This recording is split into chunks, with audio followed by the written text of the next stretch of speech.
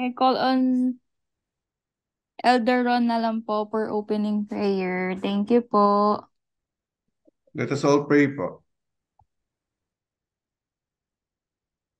Our Heavenly Father, we thank you for tonight, O God, that you have gathered all of us um, through this platform to share our prayers and with brothers and sisters. We thank you, Lord, for this opportunity na kami po ay magsama at sa isa pong dalangin kami ay pakinggan ninyo, Panginoon. Dalangin para sa aming mga kapatid na nagdaranas po ng kalungkutan, nagdaranas ng sakit ng katawan, nagdaranas ng kalungkutan, sakit sa puso, at lahat po ng ito, Panginoon, ay aming hinihiling sa iyo ng kaluwagan at kagalingan, O Lord. Salamat po sa bawat isa sa pagbibigay ng kalakasan at ng panahon para sa gawain ninyo. At dalangin po namin na ang aming pong mga kasamahan, ibang kapatiran, ay magkaroon din po ng oras na mailaan sa parehong gawain, O Lord. Gabayan po ang bawat isa sa amin at pakinggan ang aming mga dalangin, Panginoon. Tinataas po namin sa inyo ang bawat isa at salamat din po sa tatanggapin namin na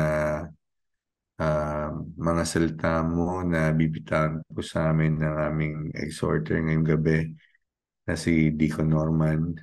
Salamat po, Panginoon, sa patuloy mo pong paggabay sa kanya, sa kanyang pag-aaral, pagbibigay ng knowledge, ng wisdom sa kanya. At ang tanging po namin dalangin ay nawa lahat po ng mga gusto mong marinig namin ay siya pong lumabas sa kanyang mga sasabihin, O Lord. Ito po ay aming tinataas sa iyo. Ah, papuri at parangal tanging sa ilaman aming Panginoong Diyos, Heso Kristo. Amen.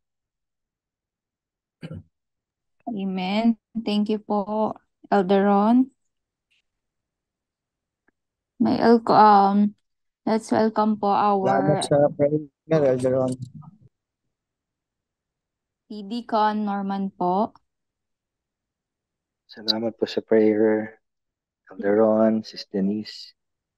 Bago po tayo mag-start, narinig niyo po ba ako? Amen po. Amen, amen. Nag-share po ako ng screen ngayon. Sir Kilala Hazel niyo po ba talaga, sila? attentive. Si Hindi Kuya po. Elder Man. Shawshank ba yun? Attentive. Ano yun? Something? Shawshank. Nako, may premyo ka kay Pastor Edmer pag bumalik dito. Shawshank Redemption. Pelikula po to noong 1994, ano. Makikita niyo rito, yung dalawang artista, si Tim Robbins tsaka si Morgan Freeman. So, pinalabas po ito noong 1994. Kung hindi niyo po alam yung storya dun sa mga hindi pa pinapanganak, bago pinalabas yung Prison Break, may Shawshank Redemption. Ito po yung isang Prison Break na movie wherein he was wrongly accused of murder and was sentenced to life imprisonment. And gumawa siya ng paraan to make an escape, no? He spent 17 years para makatakas dun sa prison. So, tingnan natin kung ano yung ginawa niya, no? Pero bago yun, since wrongly accused nga siya, no? So, may kabutihang loob ito ang character niya doon si Andy. Tapos, ito si Red, si Morgan Freeman, siya yung naging friend niya doon sa loob ng prison. Wherein, ang siste kasi nito ni Red, siya yung nagpupuslit ng mga contraband, mga sigarilyo, mga weapons, basta babayaran lang siya, no? So, naging friend niya ito, si Red. So, during, dun sa part ng movie, no, meron silang mga collection ng books. So, meron silang librarian din na matanda, pero yung mga books nila doon, very, very old na. So, wala silang new stocks. So, naisip nito ni Andy Dufresne, na baka pag sumulat tayo sa Senate, baka bigyan tayo ng ng pondo. So, ito yung ginawa niya. Nag-send siya ng sulat, walang response na nanggaling na receive sa Senate. So, ang ginawa niya, he sent one letter per week. At inabot yun ng 1 taon. So, except dun sa holidays, no? So, a total of 50 letters was sent on the first year. Wala siyang nakuhang response sa Senate. So, he tried again. And natapos ang second year, wala pa rin siyang na-receive na response. Hindi pa rin siya natinag. Third year, total of 150 letters. 1 letter per week. Hindi pa rin siya pinagbigyan. Ika-4, ganun pa rin. Wala pa rin. On the 5th year, kala nyo meron na, wala pa rin. 250 letters, 1 letter per week. Pero, at the end of the 6th year, after 300 letters na ipinadala niyang request sa Senate, na-approve. Alam niyo yung ginawa ng Senate? Kasi nakulitan sa kanya. Binigyan siya ng $200. It's one-time na fund, $200, plus crate of books. So, yung mga kasamahan niya sa prison natuwa. Kasi nagkaroon sila ng mga bagong babasahin. And then, meron silang extra fund to buy newer books. So, success story, maari, no? Pero kay Andy, hindi pa rin siya nakontento dun sa nabigay sa kanilang pondo. He wanted more. Gusto niya yung library maging the best, at least dun sa state nila, no? Like library inside the prison. So what he did, since alam niya nga na most likely it will be rejected again, ginawa niya, he doubled the letters per week. 2 letters per week. So on the first year, denied. Second year, denied. Third year, denied. And after several years, after hundreds of letters that were sent, finally na-approved. And dahil sa pagpupursige ni Andy, hindi lang $200 ang binigay sa kanila. $500 annual fund. So that means every year they will have money to buy newly published books. So hindi siya hindi siya tumigil kahit ang daming rejections na na-encounter niya. What's more fascinating sa movie na to, it's just not about yung pag-build nila ng library. It's about his story, no? How he was wrongly accused. And then how he planned to escape sa prison na yun. Since he has a friend na si Red na nagpapasok ng kontrabando, he asked Red if he can give him a small hammer. Alam niyo po yung hammer na yun? Yun yung ginamit niya. Nag-chisel siya dun sa wall niya. Na little by little, yung yung mga abonon, yung mga tawag sa pinagtabasan ng semento. Unti-unti niya yung nilalabas dun sa courtyard nila. It took him 17 years para makapagdig ng tunnel. 17 long years para makatakas dun sa prison na yun. At nagdig siya dun sa tunnel, papunta dun sa Poso Negro ba yung tawag doon? And he swam dun sa tubig ng dumi. So tiniis na yon hanggang makalabas siya dun sa nearest river.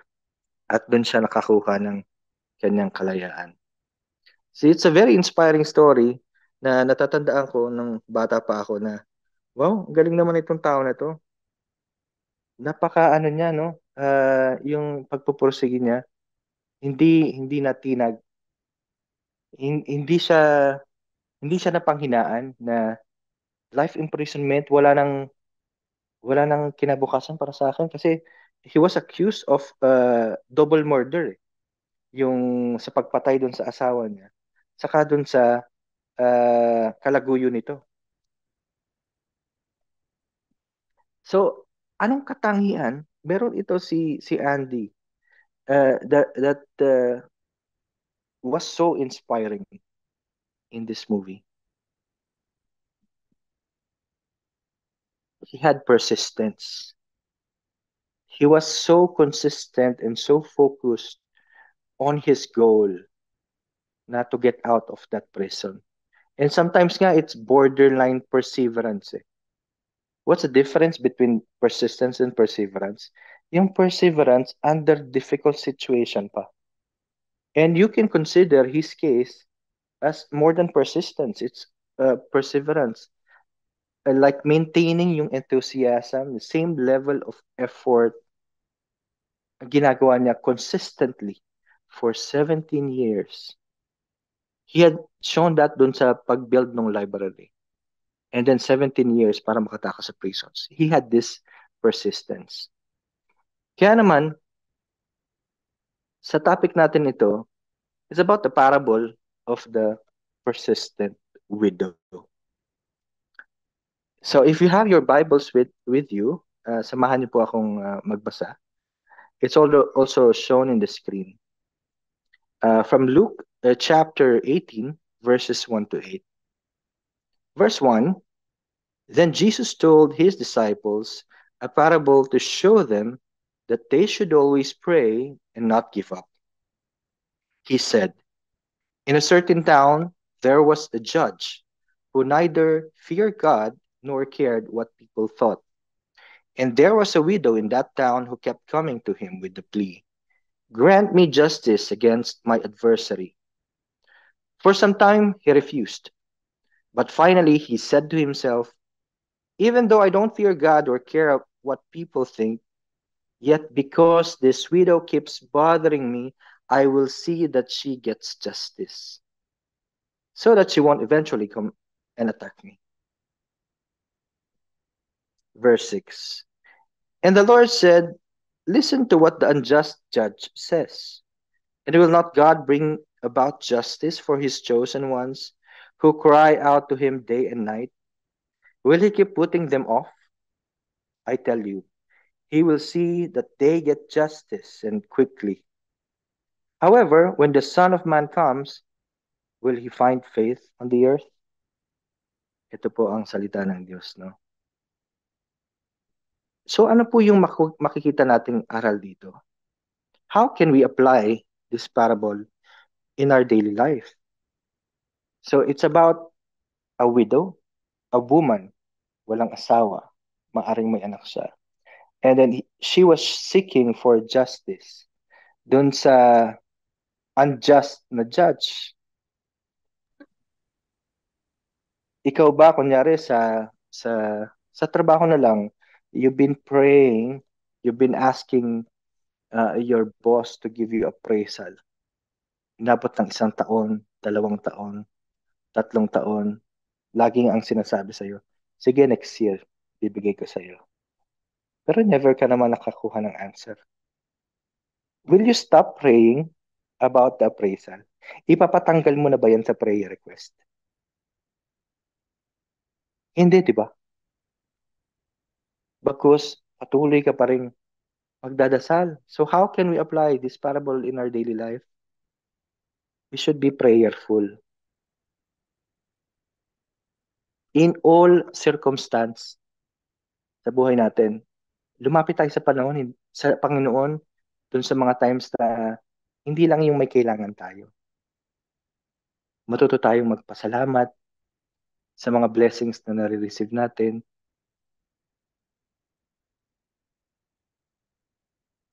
Like, let's always devote sa salita ng Lord. Communicate to the Lord. Even though alam naman natin na yung mga maaring makagustuhan natin, alam na ni Lord kung ano yung laman ng isip at puso mo. Pero mas maganda na lagi tayong nakikipag-usap sa Kanya.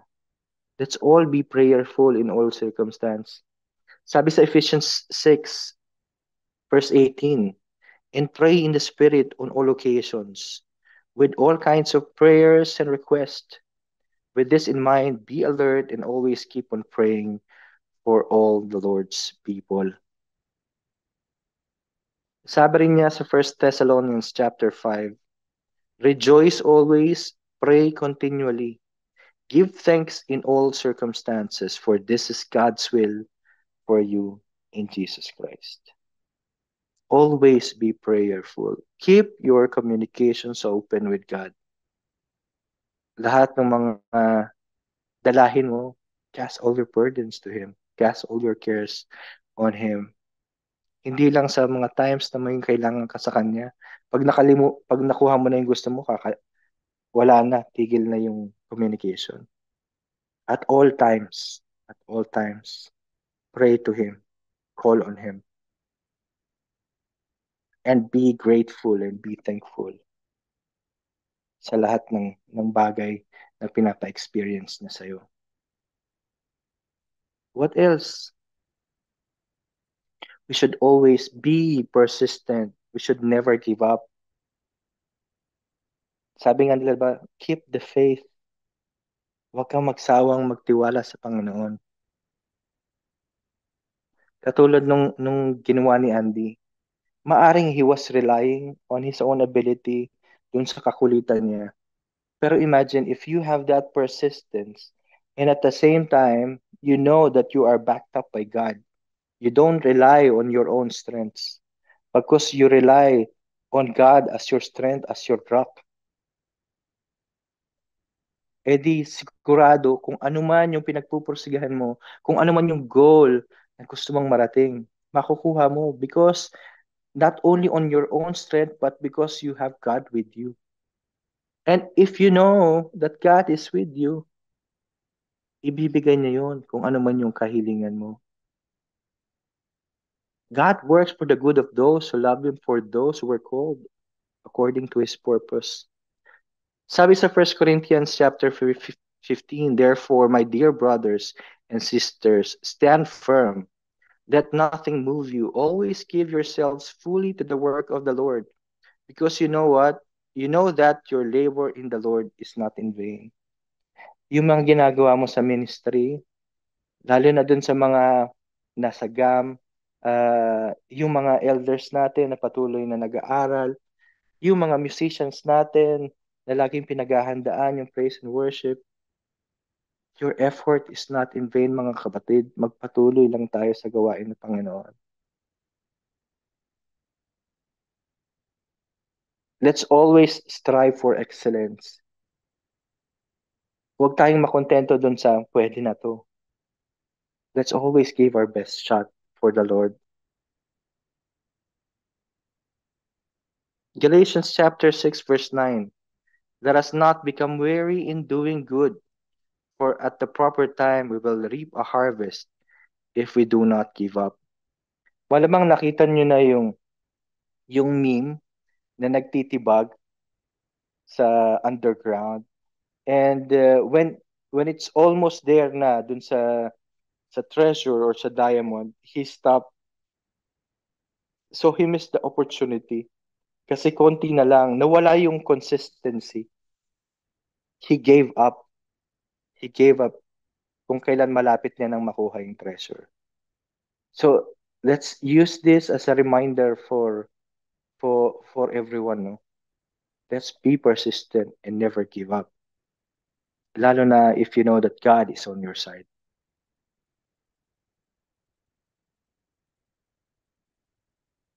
So as for our conclusion, this is a widow. And God gives a special favor sa mga widow. And I can attest to that. My family can attest to that. Kasi Yung nanay ko, widow eh. And God has never forsaken us. Lahat ng mga pangangailangan namin na provide niya.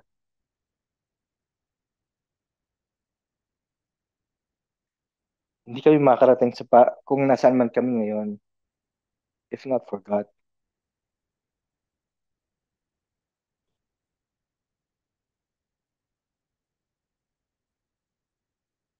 God is just, our defender, and He's a promise keeper. Sa Exodus chapter 22, verses 20 to 24, do not take advantage of the widow or the fatherless. If you do, and they cry out to me, I will certainly hear their cry. My anger will be aroused, and I will kill you with a sword. Your wives will become widows, and your children fatherless. Do not take advantage of the widow and the fatherless. Dun sa mga mahihina. Kasi pag narinig ng Panginoon ang pagsamong, ayun my anger will be aroused, and I will kill you with the sword. Ganun niya kamahal, ganun niya pinangangalagaan yung mga widow, yung mga ulila. Sabi niya rin sa Isaiah chapter 1 verse 17, learn to do right, seek justice, defend the oppressed, take up the cause of the fatherless, plead the case of the widow.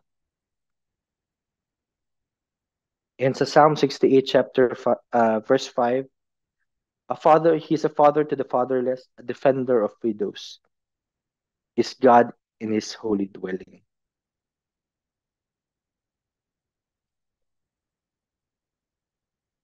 And number 2, persistence is best applied with prayer. Imagine kung si Andy, kung may faith siya kay God, sa palagay niyo, aabuti ng 17 years bago siya makalabas sa prison. I'm not promoting yung action niya na he broke out of the prison cell and eventually dun sa prison But I think if Andy is a believer of God, I think yung justice mabibigay sa kanya even without taking an effort. Hindi natin alam, probably nabigyan siya ng parole for doing something good sa loob ng prison. Maybe God will do His miracles para makalabas siya. So, if persistence, you think you can achieve something because of your own strength, with God, you can achieve more. Mas marami kang makakonquer if God is with you. Imagine a car without gulong. Paano kaya makaka-andar to? I know you might have strength to push the car so that it can move. Pero if God is with you, yun yung car na may gulong. Even without, pushing too hard, gagalaw ito. And you will reach your destination. Hindi nga lang gulong eh. May makina pa yung matulin. And God will bring you to the destination. Because, God has a plan for you. Nakatakda na kung ano yung gusto niyang gawin mo. And we should just listen, follow Him. Matthew chapter 7, if you need something, ask and it will be given to you. Seek and you will find. Knock and the door will be open to you. Psalm chapter 121, verses 4 to 5. Indeed, he who watches over Israel will neither slumber nor sleep. The Lord watches over you. The Lord is your shade at your right hand. Ang Panginoon natin hindi natutulog. He always watches over us. Kaya kung anuman yung laman ng puso mo, may kabigatan man, may kalungkutan, even kasiyahan, just keep your lines open with the Lord. and sundin mo yung pinagagawa niya. If you were called to be part of one ministry, pagbutihan mo, pag-igihan mo, lalo mo pang pag-usayan. Persist, strive for excellence, and always apply prayer with it. Yun lamang po. To God be